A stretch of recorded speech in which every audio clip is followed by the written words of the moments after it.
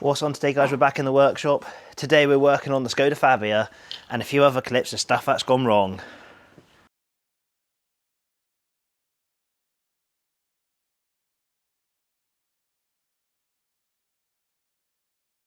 Details on the top and they get this menu. Here what I do is now I save the codes. I'll then put in all the details that I know I need to put in, like the number plate, repair order, whatever. That gets saved. Then we can go away and diagnose this. Quickly stripped off the front wheels on the Skoda last night because, as I mentioned earlier, brakes needing doing all round. So we stripped the front brakes off. A bit different to the rear brakes. So on this one, you have got. I need a torch. Let's go find a torch. Not very prepared this morning. That's fine. We'll go again. Hang on. Blind myself. Yep. Behind these plastic caps, these ones here, is hex screws. Volkswagen stuff, they're hex 7. Undo that, and that will remove the caliper here off as one unit. To be honest, they're quite nice brakes to do on this. And then you can see the outside pad clips in here, and the inside one pushed into the caliper. As you can see by the state of this, this needs discs on the front. The pad's actually alright, but because of how the discs have worn, the pads will be shocking, and I'll show you that once it's apart. After we've done this, we've got to fix the rear brake issue, because we know when driving it that the rear brakes are jammed on. So we've got that to fix as well. So let's start by stripping down.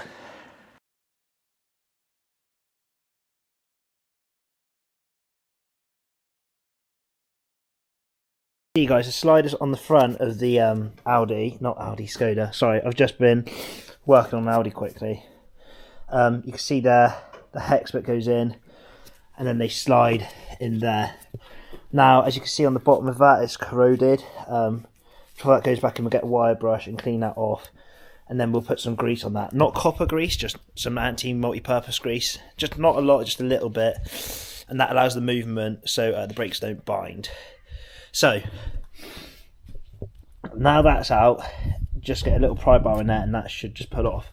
A little trick I like to do is I get a screwdriver or pry bar in there and then I lever it out to push the piston back in, because the ones in the front don't need to be wound in, and just push it back and it just makes it easier for the caliper to be released. See, this one's not as bad as the rear. When I've done the rear and I show you, you can see the lines, these haven't worn too bad. But nonetheless, I can't do disc and not do pads, so they've got to come off. That just clips in there. All I've done is just pulled that out. And then it should be the same for this one, but I need 2 hands to. Oh no. Yeah, that would just pull out, but I need 2 hands to hold it steady. And then, same again on the front here, we'll just take that little grub screw, is it grub screw? Always call it wrong. And that would just come off. Haven't got to worry about taking the carrier off. I've already loosened that off last night when the brakes were all on, so it's easier to do it. That should come off, new disc on. The pads will just clip in, push the piston back, pads just clip in, and straight back together again. So you can see now, guys, I've got the slide. All I'm going to do is get the wire brush and let's just brush over it like that and scrub it off. I'm not going to do it with the camera. And yeah, that's all I'm basically doing. Now, as you can see, guys, that is just all cleaned off and ready to get some grease on to go back in a minute. I'll do the second one now. Now, I've just put the screw back in, put the new disc on. I cleaned that up with the wire brush a second ago, so that's all clean, ready to go. So all I've got left to do now, that's been pushed back, the piston, clip the brake pads into there, and then we'll put some copper grease around the outside of it, slot it back on, and then we'll grease the slides up, and it's ready to go. Noting when the old pads come out which one goes where. As you can see, when that one got pulled out the piston, that's the one pulled out the piston, it's got that sort of clip on it, whereas the one that was in the caliper on the outside is a bit different how it slots in. Really important you remember that. As you can see in the new ones, there's 2 different clips. I've seen it on cheaper brands where they have the same one, so the 2 inside pads and 1 pack, 2 outside pads on the other pack. So just keep that in mind. It's the same with that one down there. Also, some cars have wear leads on the front, some don't. Some brakes, what was that? I done one on an 07 Polo the other day on the front, had a wear lead, didn't have one on the car, so just cut it off, and that's fine. Cool. So now we've got that, we'll put this all back together. Adding the copper grease on this, because this is the inside pad, but because it's going to sit, oh, hello, like that, I'm going to put copper grease on the metal. I can't even see it, the lighting's horrendous. Just on these little tabs here, on the edge, around that, and just a bit down there, but none on the pad itself. And that's just so it sits nicer and it can move freely and just makes it easier for fitting.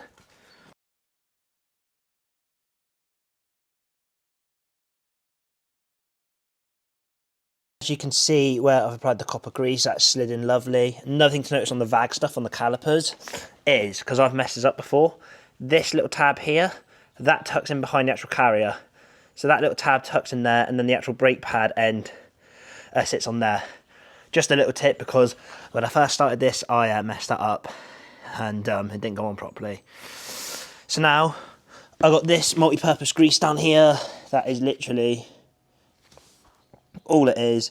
And what I do is for that, I am trying to do this one-handed, is I do just stick the end of that, the slide in there, get a bit of grease like that.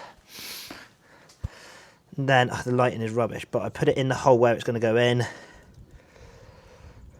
like that. Just get a bit more on the end of it. And then, literally just push that in until that lines up there. Let me see if I can find a torch. So, here you go.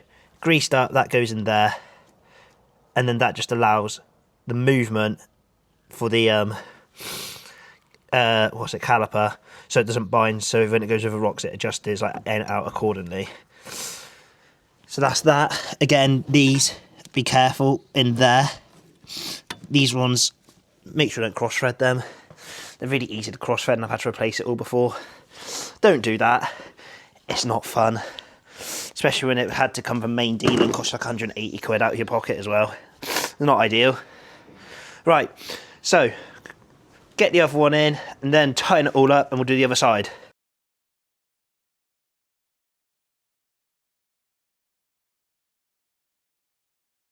As you can see guys, that's all back together. Done these back up and put the caps back on. I always recommend on these to put that bottom one in first, because whenever I do the top one, it never lines up properly. I have to end up loosening it all again and then putting it on. And even then I had to get the hammer out. I didn't get it on camera, but I had to get the camera out and give it a bit of a whack here to line it up, because I nearly cross-threaded it. Like I said, that was easy to do. So, anyway, next this side, we'll time-slap this one. I'm gonna have this one on and off, quick as a jiff.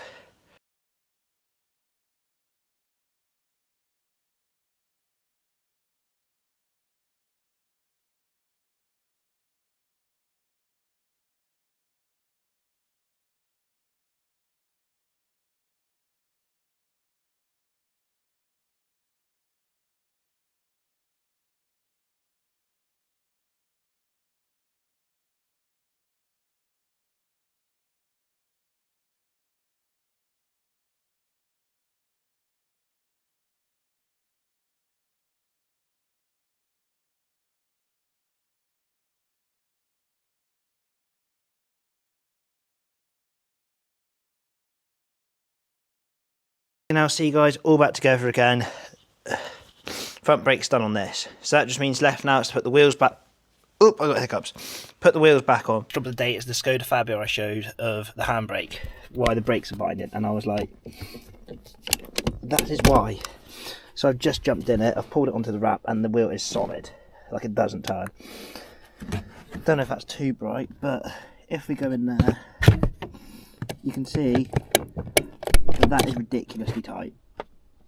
So what you do is this little nut on the end there, so you can see it. All I'm going to do first is pull that back and loosen that off and see where we're at. However, because it's been driven like it does need brakes all the way around, so we've got to do brakes anyway. I've got ratchet spanner in there. It's really awkward to film, but that goes on there, and then you literally just loosen it off like so. But yeah, I need to hold it on. Now see, this is all nice and loose, and I can move it freely. So next I need to go and see if the wheel turns. I don't think it's going to, because I have just tried a minute ago.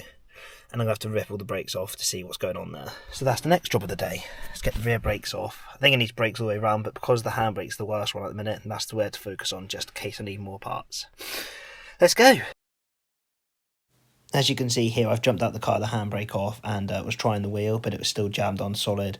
So I took the rear wheels off that one, and as you can see here, I've pointed out where the bolts are to remove the rear brake caliper, undo those two, and then the brake caliper should just come off. So you can see here, I'm there with my ratchets, just taking this off, similar to what I've done on the front of the car. And then once all that was removed, you can see there the brakes and how they've pitted, and how the discs have scratched them, and they've worn unevenly. That's because of the state of the discs. So that was no good, so obviously had to replace both on the rear of the car. So here you see me removing the little screw that holds the brake disc on. It's the same as the front. That one then removes. I then got the wind back tool, which is a bit different to the front. You can't just push the caliper back. You have to put a tool in, line up the pins and wind it. You can see me there a bit winding it, and then it pushes the caliper back. I then moved on to cleaning up the brake caliper carrier, giving it a good clean. Because it was jamming and binding on the rear, I gave it a good clean, ready for it to go in and sit so it would move freely. Once I'd done that, you can see here I'm grabbing the slides of the pin, brake caliper carrier. This is because they tend to jam up, and that doesn't allow the caliper to move when it's braking, which can also cause like one pad to wear more than the other pad. But they were all free, so I continued then to clean off what I knew before reassembling the brakes.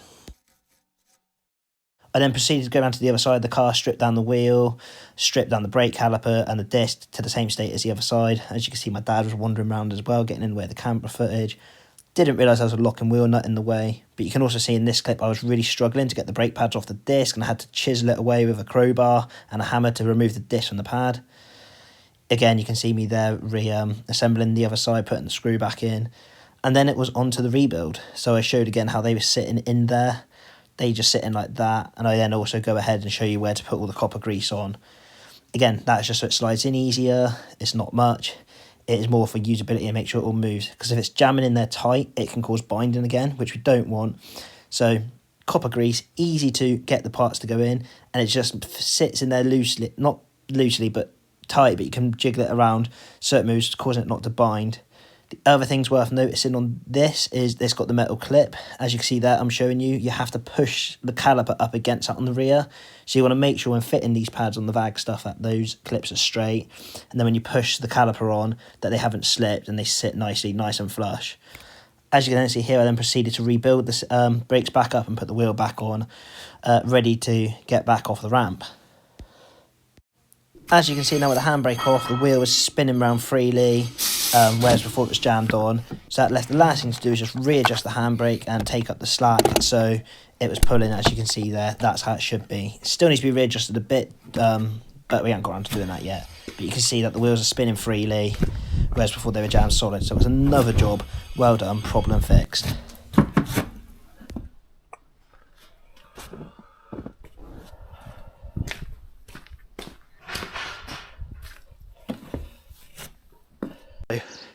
Next task for today is we're working on that blue VW Polo I used to jump start the Golf in the previous video.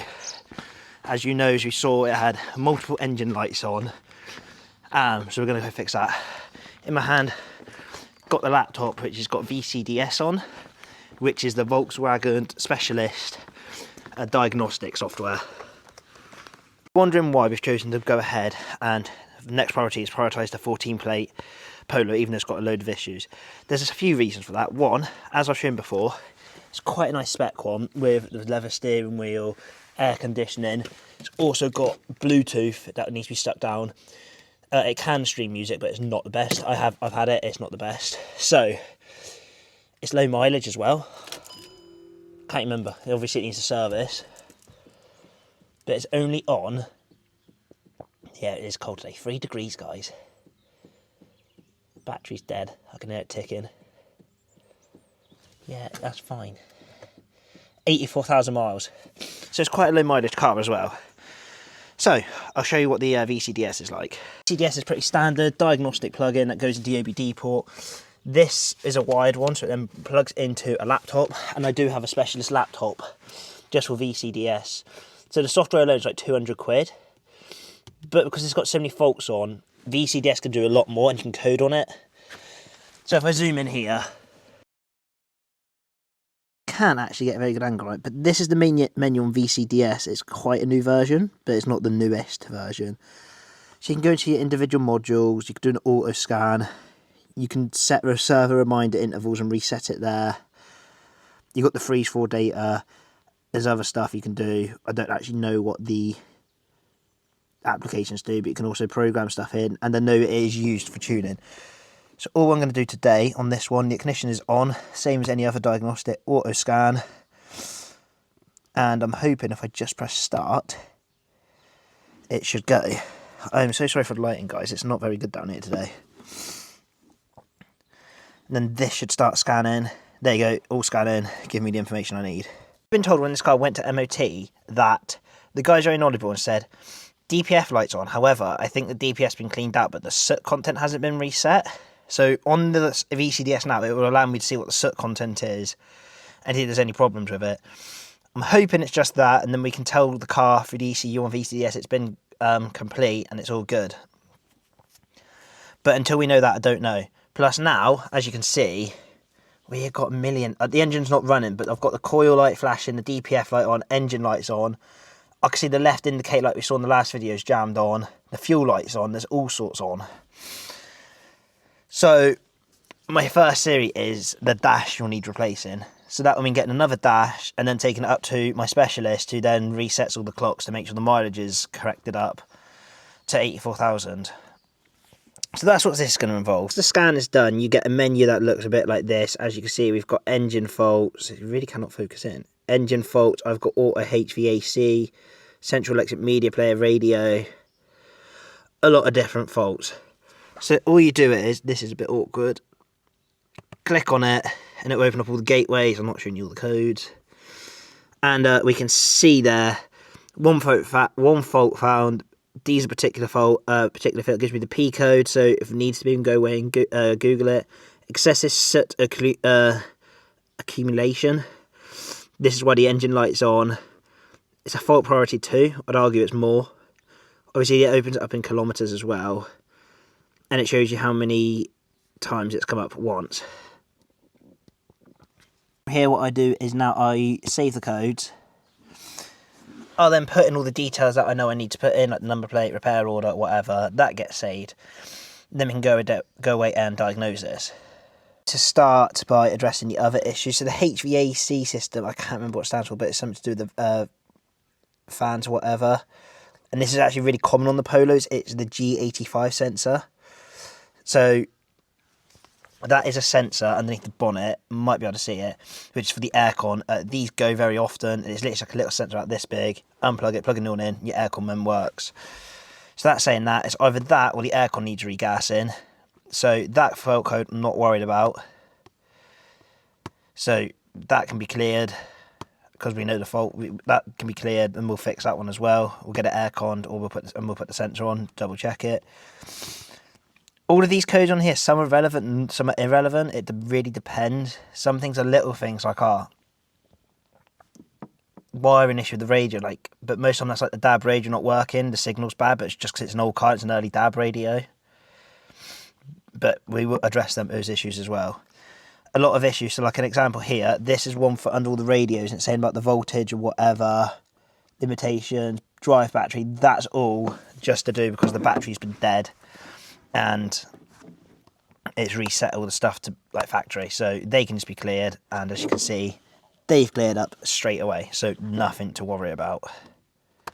And then the final module I've got to look at on this is the media player, which is what I imagine is to do with it being old. And again, that one is literally just to do with the low voltage again, so we can clear that, and that code's all sorted as well. For me now to get more information on the DPF, we go on to the select the control module that I want to work on, and I go into the module individually instead of a full scan. So I go engine, read the details on the top, and I get this menu. And it has all the details on the top, and it comes into this menu. So I then go to adaptations, go to the channels, and I want the particular filter initialization, and then that gives me the stored value of how much soot is stored in the DPF. For those of you who don't know, so the DPF is a diesel particulate filter that you get on diesel cars, and it's to do with emissions, and it lowers the amount of carbon or nitrogen or whatever gas that goes into the environment. However, what a lot of people do is buy diesels because they're economical but do a lot of short runs. Diesels are meant to do on long run cars. They are made to go on the motorway, be driven for long journeys. If they're not, then the DPF and the soot contents get clogged up, which is probably what's happened on this one. And then you have to either replace it, regenerate it, which goes for a cycle and it revs it. So they take about 30 minutes and it'll go like 3,000 revs, 4,000 revs, 2,000 revs, and it revs it in a certain pattern on its own. And it'll burn the soot off and clear out your DPF. Sometimes this works, sometimes it doesn't, depends how bad the DPF is.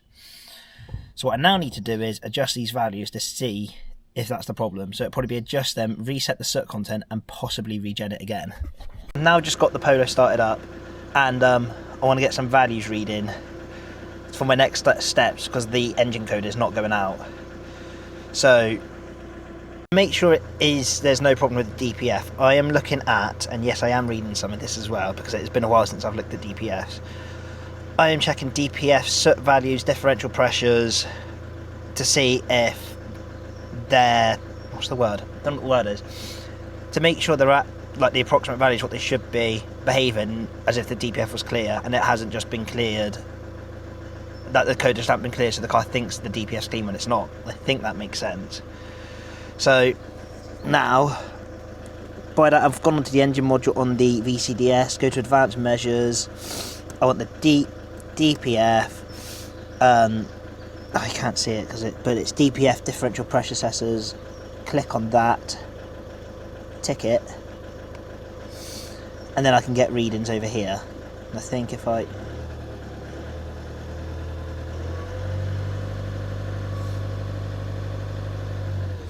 can then, I can then log this, let it idle for a bit. I've also got another light, guys. I don't know if you can see it. It's really coolant light. Probably should check that as well. I think it's fine.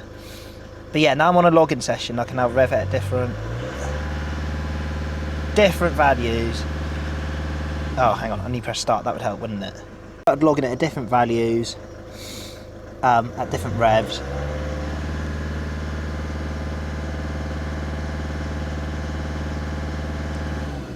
And hopefully all this data open in Notepad and say that I've got to interpret, which I've got to remember how to interpret. So that is going to be interesting. Once I've established this, I will let you know how I get on.